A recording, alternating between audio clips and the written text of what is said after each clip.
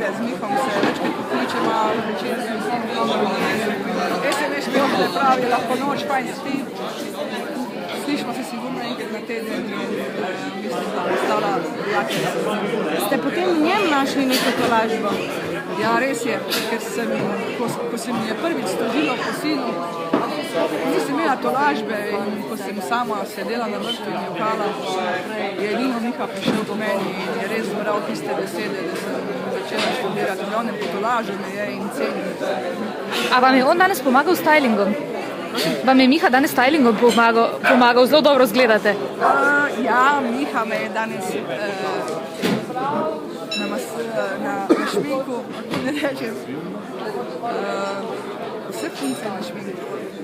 Kaj pa z oblačili vam je kaj pomagal pri izbiri oblačil? Ne, to se pa sama rada tako oblačim. Pohvalno. Zelo mladostno, no? Tole, zdaj pa, če se vrneva na Andreja, vem, da mogoče ste imeli nekaj vprašanj. Vi ste trdili svoje, on je trdil svoje. On je celo povedal, da naj bi mu vi predlagali, da spakirata in odidete skupaj. Seveda, to je ena velika laž, da potrdi. Ker je kar naprej za mojim hodil in se pa enkrat pohecala v zudi in se bo rekla, da pa Andrej nekaj tu dela, ker po televiziji nas gledajo, ne.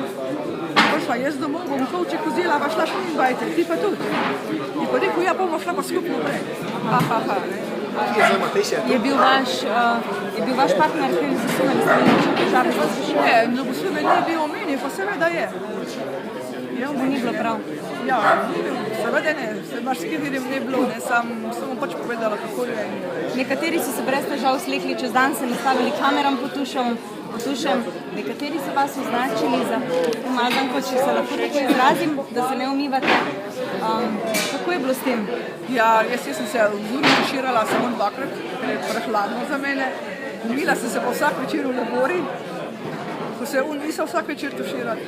Jaz sem se pa vsak večer umila in zob me oprala in spodnje hlače, tako da je marsikdo veliko večji umazanec kot jaz.